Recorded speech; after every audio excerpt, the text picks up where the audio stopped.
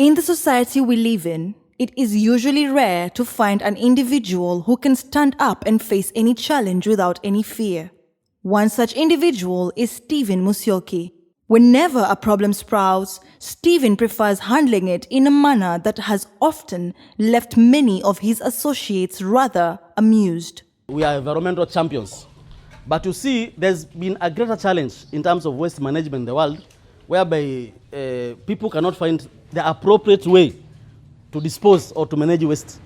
So for us, Majestic, we have decided to use the environment to clean the environment. One such incident was when huge pileup of garbage proved to not only being an eyesore incident, but also an ecological catastrophe. All the waste that we are going to collect, we are going to turn it into money or into business.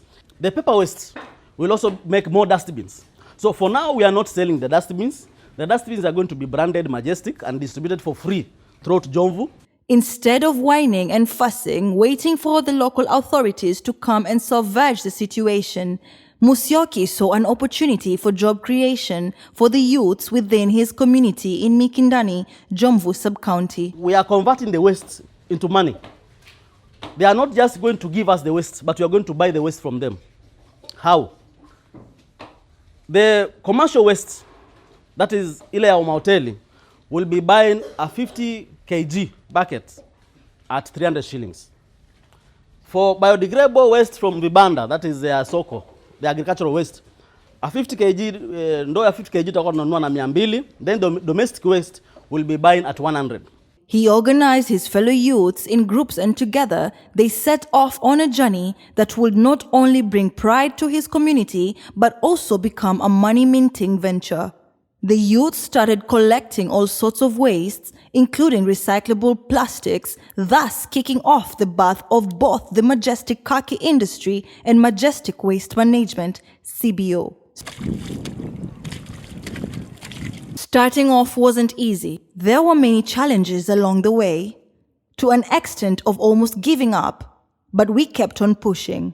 Despite sometimes being demoralized and looked down upon, I've been to all the offices looking for help, sharing the idea, but apparently nobody bought it. People thought that in Sorizajaba, maybe I wanted to con people and all that. So we decided now to look for the private sector na makanisa.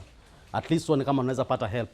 A few of his friends saw the value and importance of the ventures and eventually pledged and gave support. We have donors, people who fund us.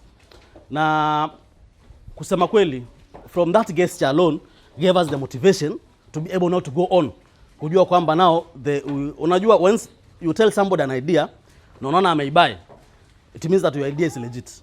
So now tukapata ule msukumo wa kuendelea. As the saying goes, the rest is history. We have the Majestic Khaki industry, whereby for Majestic Khaki industry, we train young men and women of how to make khaki products. The reason why we chose the Majestic Khaki products as our project under Majestic Digital Hub was that already we had a challenge in the community, whereby plastic had been banned and these other alternatives were very expensive for people. We have trained young men and women. We trained like, the initial lot that we trained was around 100 young men and women. But since it was supposed to be a community empowerment program, whereby it was not a must we take everyone, but at least we impact knowledge for those people, so that once we get material that are cheaper, are cheap, then those people that we trained can be able to open other factories everywhere they are, but buying products, the raw material from us at a cheaper price. Since we have initiated that aspect of conserving the environment, we should not let go our waste to the environment or either ban, because all that is all about pollution. So we started making paper products, that is from the waste paper.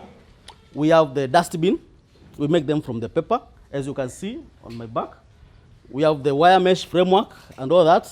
Then, of course, we have our own secret, you can say the secret ingredients that we do for us to get a durable bucket. This bucket can hold water, ayazingia maji. So the dustbins, I can say they are durable, and they are a solution or an alternative solution to the plastic dustbins that we have in the offices, in the markets, and at home. If we can sort waste from the point of entry, it becomes easy to manage.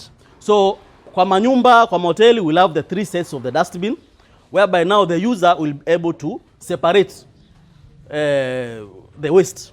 Now, for our CBO, the Majestic Zero Waste Management CBO, will now come and collect the waste. Majestic is an idea that can be replicated anywhere, as long as kuna maji, as long as you have access to water.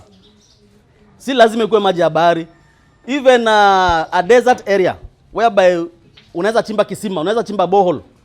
That is an idea that can be replicated, whereby now you use the environment to clean the environment. The byproduct from the generation of the larvae is a very expensive organic manure.